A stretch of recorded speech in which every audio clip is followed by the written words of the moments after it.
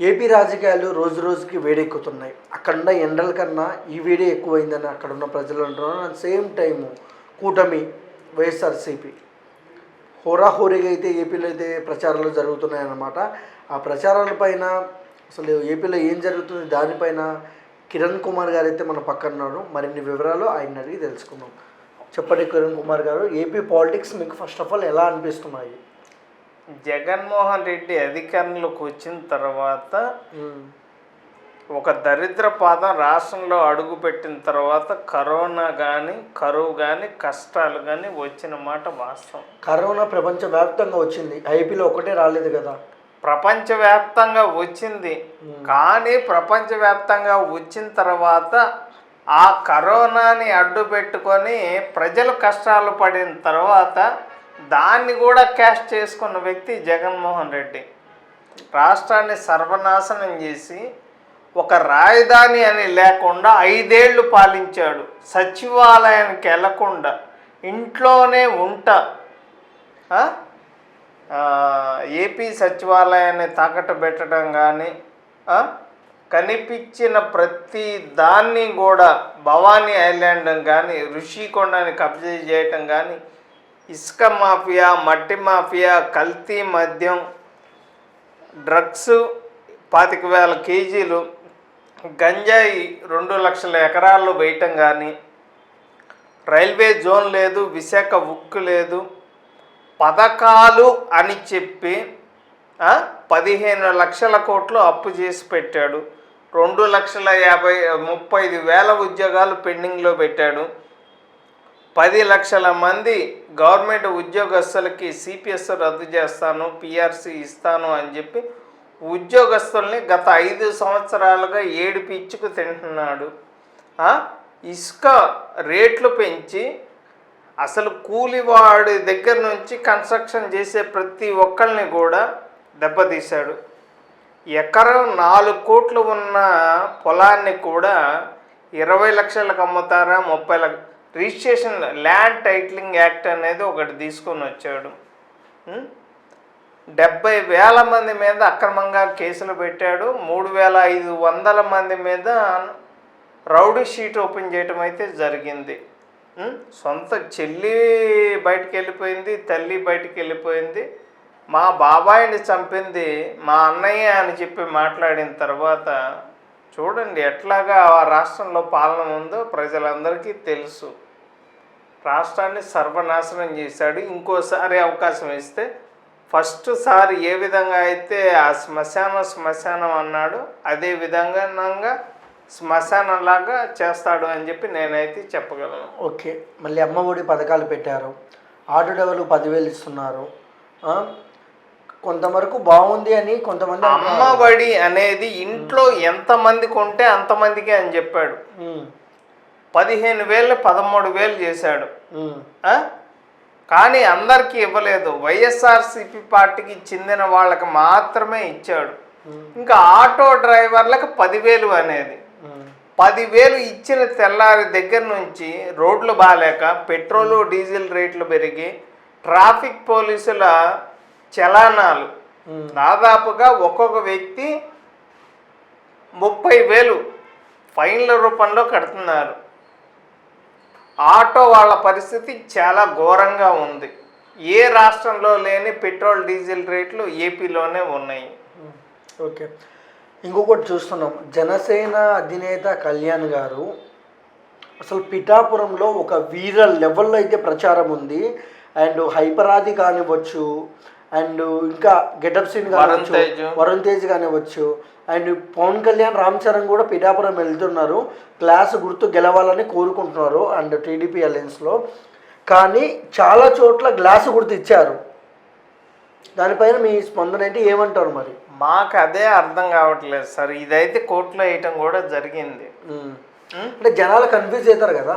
జనాలు కన్ఫ్యూజ్ అవ్వాలని మాకు కూడా కొద్దిగా పొత్తులో భాగంగా ఉన్న తర్వాత టీడీపీతో కాపురం చేస్తా వైఎస్ఆర్సీపీతో వ్యభిచారం చేస్తుందా అన్న అనుమానాలు కూడా మాకున్నాయి. ఎందుకంటే ఆ గ్లాసు గుర్తు పెట్టడం వల్ల చాలా ఓట్లు పోతాయి. ఎక్కడైతే వాళ్ళకి కొన్ని సీట్లు ఇచ్చాము, ఇచ్చిన చోట ఆ గ్లాసు గుర్తు పెట్టకుండా అన్ని చోట్ల గ్లాసు గుర్తు పెట్టే విధంగా చేశారు. ఇది తప్పు ఎవరిది ఏదైనా కూడా కోర్టులో కేసు వేయడం అయితే జరిగింది.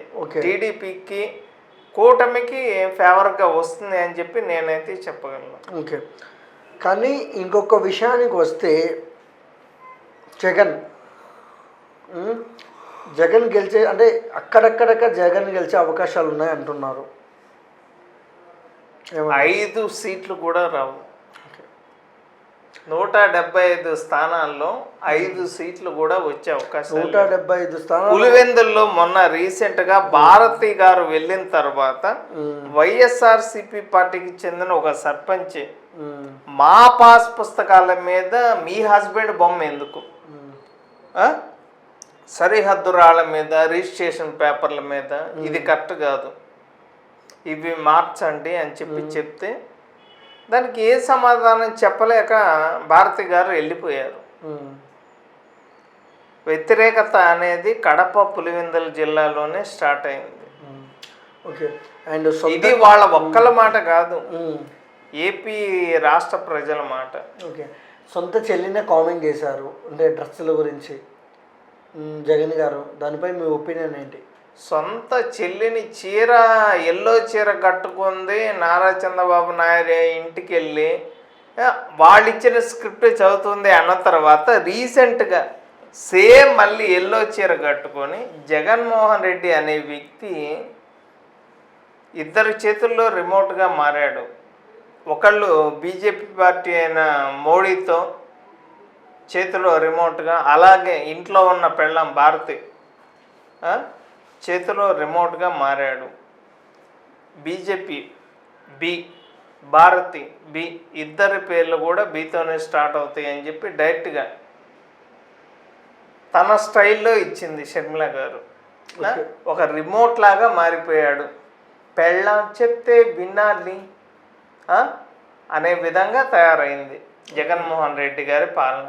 తప్పేముంది, వైఫ్ చెప్తే తప్పేముంది? వైఫ్ చెప్తే తప్పేముంది కాదు, చేసిన తప్పులకు అన్నిటికీ భారతి గారే కారణం. ఇప్పుడు బాబాయిని చంపిన కేసులో కూడా ఏం ముద్దాయి, మీకు తెలుసో తెలియదు, మీరు చూసారా?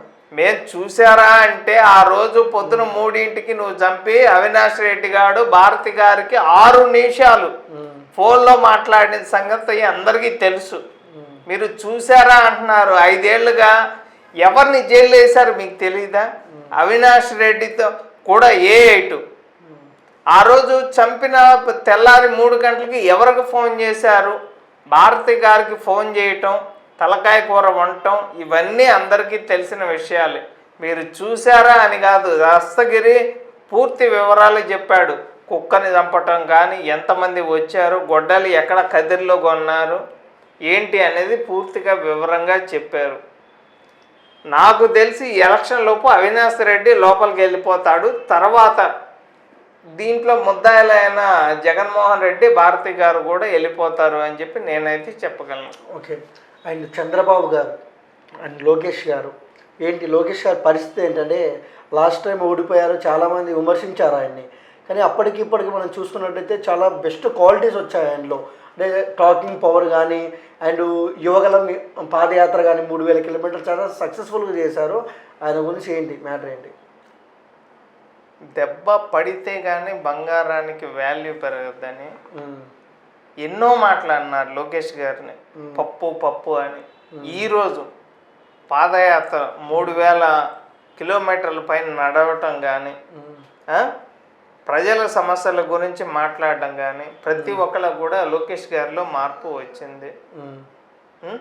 1,00,000 ఓట్ల మెజారిటీ అయితే మంగళగిరిలో లోకేష్ గారు గెలవగలరు అని చెప్పి మేమైతే చెప్పగలం. ఓకే, టీడీపీ మంగళగిరిలో కొంచెం కష్టం. మంగళగిరి కష్టం ఏం లేదండి. ఈరోజు హైదరాబాద్, ఇది గుంటూరు, విజయవాడ కన్నా ఐటీ కంపెనీలు కానీ, డెవలప్మెంట్ కానీ, రోడ్స్ కానీ చాలా బ్రహ్మాండంగా జరుగుతుంది మంగళగిరిలో works. Okay, and Balayya Babu గారిని మనం చూస్తున్నాం, లెజెండ్ హిందూపురం ఎమ్మెల్యేగా బాలయ్య బాబు గారిని ఎదుర్కోవటం హిందూపురంలో అంటే వల్ల కాని పని. ఓకే. అండ్ ఇంకొక విషయానికి వస్తే సినిమాలలో మంచి ఫామ్లో ఉన్నారు. పొలిటికల్ కూడా ఆయన ఎప్పుడూ ఓడిపోలేదు. ఎన్నిసార్లు నిలబడితే అన్నిసార్లు విజయం ఆయనదే. ఈసారి ఏంటి పరిస్థితి ఏంటి? వై నాట్ హిందూపూర్ అంటున్నారు వైసీపీ. హిందూపురంలో టీడీపీని కొట్టడం అంటే వల్ల కాని పని. ఓకే. అండ్ అక్కడక్కడ కూడా విన్నాము బాలయ్య బాబు గారు చాలా మంచి చేశారు హిందూపురం కానీ. బ్రహ్మాండంగా.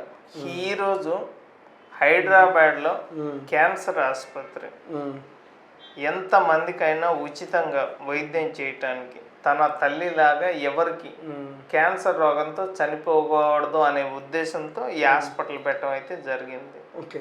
కానీ నాకు ఎప్పటి నుంచో క్వశ్చన్ అడగాలన్నది, అడగొచ్చా మిమ్మల్ని? అడగండి. మీకు ఎందుకు ఇంత అంటే మీరు ఎందుకు జగన్ అంటే మీకు అంత కోపము? ఆయన మీద విరుచుకు పడతారు.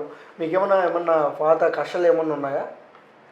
సార్ 2019 నేను అసలు పార్టీతో సంబంధం లేదు, నేను అసలు రాజకీయాల్లోనే లేను. ఎక్కడున్నా నేనేందంటే గుంటూరులో ఉంటా, నా పని నేను చేసుకుంటా. మా నాన్నగారికి యాక్సిడెంట్ అయితే ఒక 5 ఏళ్ళు గవర్నమెంట్ జాబ్ చేయటం జరిగింది. ఏ job? Irrigation department. Government job? అంటే నాన్నకి యాక్సిడెంట్ అయిన తర్వాత అంటే నాన్న రిటైర్డ్ అయిపోయారు. ఆయన మీ డాడీ గారి బదులు మీరు చేశారు అంటే సర్వీస్ ఉన్నంత కాలం అప్పటికప్పుడు. ఇప్పుడు తండ్రికి యాక్సిడెంట్ అయింది, సర్వీస్ ఒక 5 ఏళ్ళు ఉంది, చేయాలా, ఆయన డ్యూటీ చేయాలా.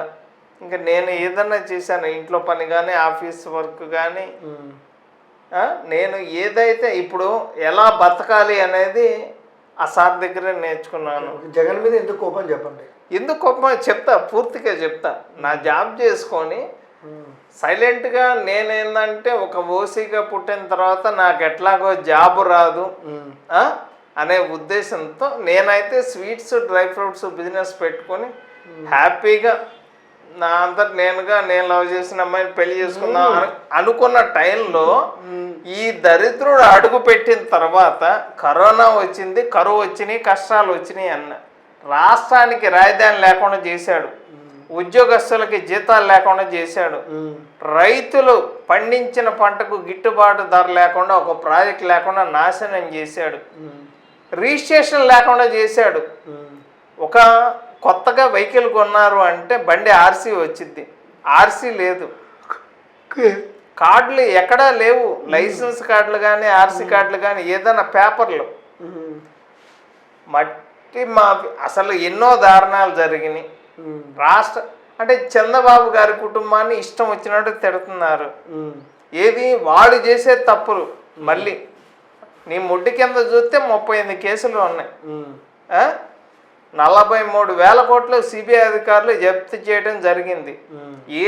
ఈయన శుక్రవారం మొత్తం ఎప్పుడు లోపలికి వెళ్తాడో తెలియదు. అలాంటి వ్యక్తి రాష్ట్రాన్ని నాశనం చేస్తున్నారు.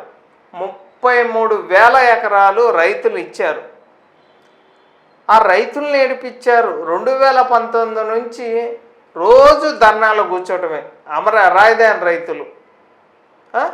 అసలు అక్కడ డెవలప్మెంట్ చూడండి, విట్టు, ఎస్ఆర్ఎం, ఎన్ఐటి, ఎయిమ్స్, హైకోర్టు, సచివాలయం. మీరు కనుక ఒకసారి ఆ ప్రాంతం మొత్తం తిరిగితే అంత డెవలప్మెంట్ జరిగితే ఈయన రాజధాని అమరావతి కాదు 3 రాజధానులు అని మాట్లాడుతుంటే ఇంత సర్వనాశనం చేస్తే ఇతని గురించి నేను మాట్లాడిన తర్వాత ఆ వీడియోస్ హైలైట్ అవ్వటం. ఎందుకంటే రాష్ట్రంలో 26 జిల్లాలు చేశాను, 26 ఎయిర్పోర్ట్లు, 26 మెడికల్ కాలేజీలు అని చెప్పి కామెడీగా మాట్లాడుతుంటే ఈయన ఏ విధంగా అయితే రాష్ట్రాన్ని కామెడీగా మాట్లాడుతూ జబర్దస్త్ షో చేస్తే నేను అంతే కామెడీగా ఎక్కడన్నా తిడితే కేసులు పెడుతున్నారు.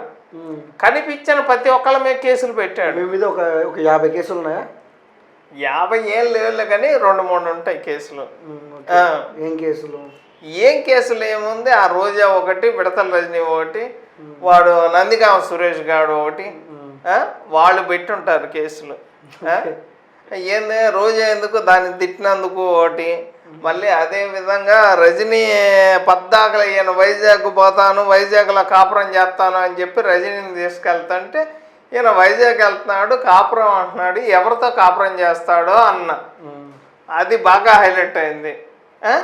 ఈ నందిగామ సురేష్ గారు రాజధాని ప్రాంతంలో అరటి తోటలు తగలబెట్టిన పేకాటాడి జేబులు 500 కూడా ఉండి ఈడికి. ఈడు బాపట్ల ఎంపీ. మరి ఈడు గురించి మాట్లాడినందుకు కూడా మా మీద కేసులు పెట్టడం, మాకు ఫోన్లు చేయటం లెక్క కూడా చేయలే. మాకు రాష్ట్రాన్ని కావాలి, రాజధాని కావాలి, మాకు అదే ఆంధ్రప్రదేశ్ని అన్నపూర్ణగా చూడాలి అనే ఉద్దేశం మాది. ఓకే. ఇరిగేషన్ డిపార్ట్మెంట్లో చేసిన తర్వాత నీళ్ళ గురించి కానీ రైతుల గురించి కానీ నాకు బాగా తెలుసుకున్నాను. నేను అందుకోసం కావచ్చు రాష్ట్రంలో ప్రజలు పడుతున్న ఇబ్బందుల గురించి మాట్లాడాల్సి వచ్చింది. ఓకే, అది మ్యాటర్. రాష్ట్రంలో పడుతున్న కష్టాలు, ప్రజలు పడుతున్న కష్టాలు చూసి కిరణ్ కుమార్ గారు అయితే ఇలా మాట్లాడుతున్నారు అనేది ఆయనే చెప్తున్నారు. అట్ సేమ్ టైము జగన్ పాలన నచ్చట్లేదు, ఇన్ని స్కాములు జరిగాయి, ఇది ఇలా జరిగింది, రాష్ట్ర అభివృద్ధి లేదు అనేది అంటున్నారు అనమాట. అండ్ సేమ్ టైం చంద్రబాబు గారు రావాలి, అలయన్స్ రావాలని అయితే కిరణ్ గారు కోరుకుంటున్నారు. అండ్ సేమ్ టైం ఈయన మాట్లాడే మాటలు మీకు నిజమే అనిపిస్తే ఎస్ అని కామెంట్ చేయండి, లేదంటే నో అని కామెంట్ చేయండి. మీ అభిప్రాయాన్ని కామెంట్ సెక్షన్లో పక్కా తెలపండి. అండ్ ఈ ఇంటర్వ్యూ నచ్చినట్టయితే please like, share, comment, subscribe.